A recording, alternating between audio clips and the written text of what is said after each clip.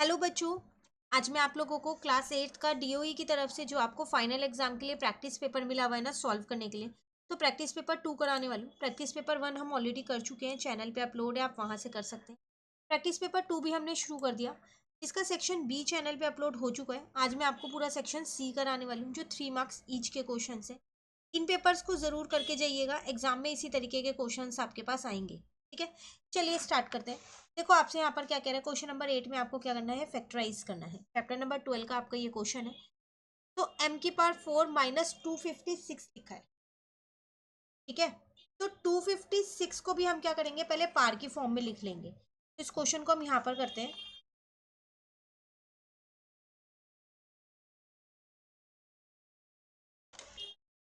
तो m की power 4 है। अब 256 को कैसे लिखेंगे पार की फॉर्म में, आप क्या करो, यहाँ पर 256 के फैक्टर्स निकाल लो। वैसे ये 4 की पावर 4 होता है।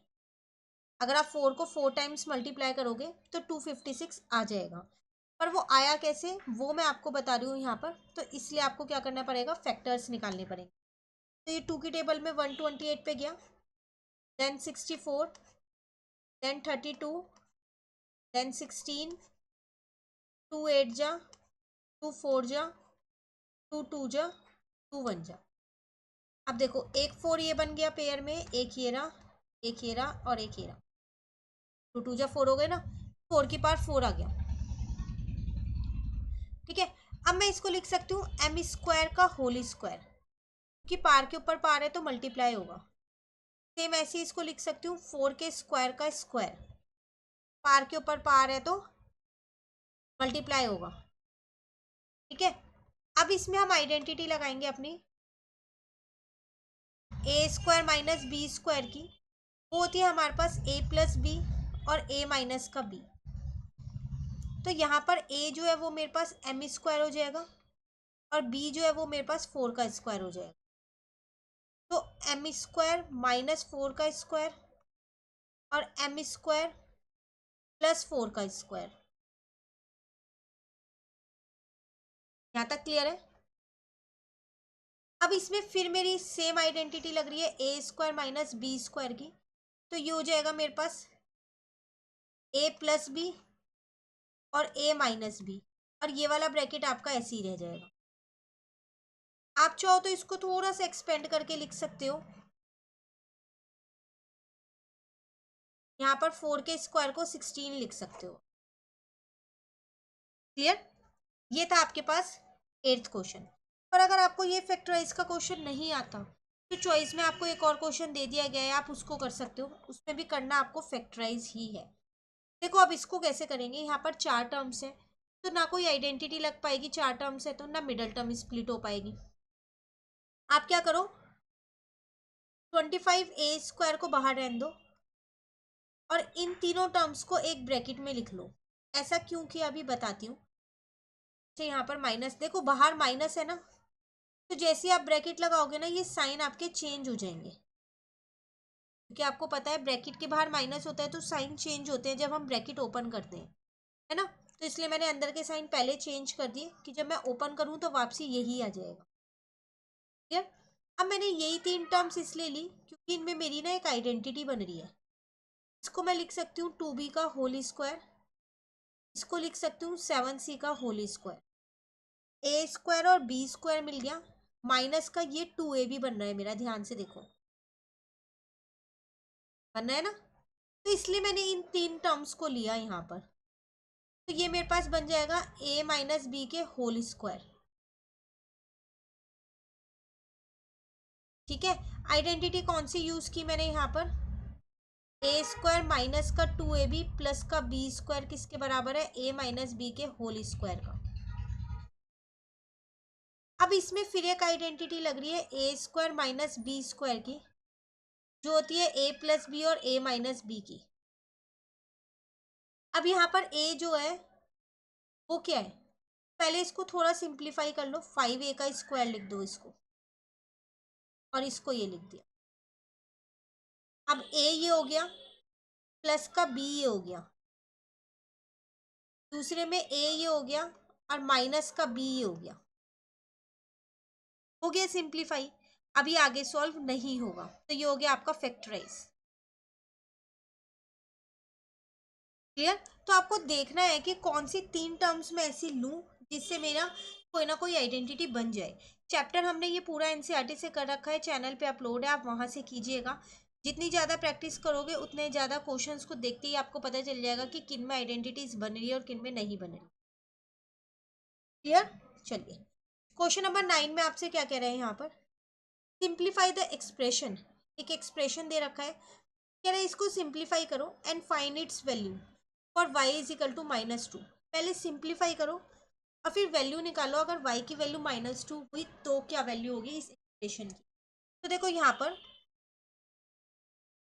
पहले मैं ये एक्सप्रेशन एक बार ना यहाँ पर लिख लेती हूँ।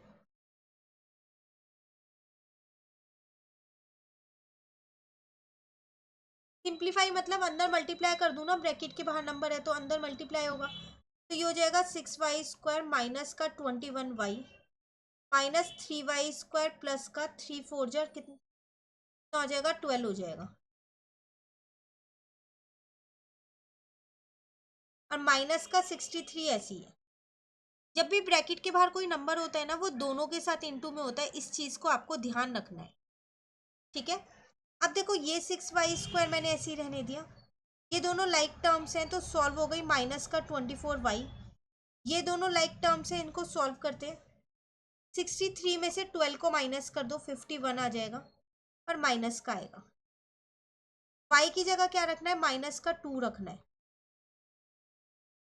ठीक है, 24 y की जगह -2 माइनस का 51। क्लियर है यहाँ तक।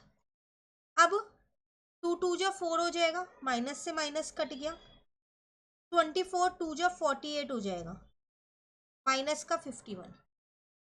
तो 24 प्लस 48 और माइनस का 51 आ गया। तो बोर्ड मास के अकॉर्डिंग पहले दोनों को प्लस कर देते हैं। तो 72 माइनस का 51, अब 51 माइनस कर दो, आपका आंसर 21 आ जाएगा। हो गया सिंप्लीफाई, वैल्यू भी निकल गई। क्लियर। चलिए क्वेश्चन नंबर 10 में आपसे क्या कह रहा है, सॉल्व करना है आपको, मतलब p की वैल्यू फाइंड करनी है। एक बार एक्सप्रेशन को यहाँ पर लिख लेते हैं।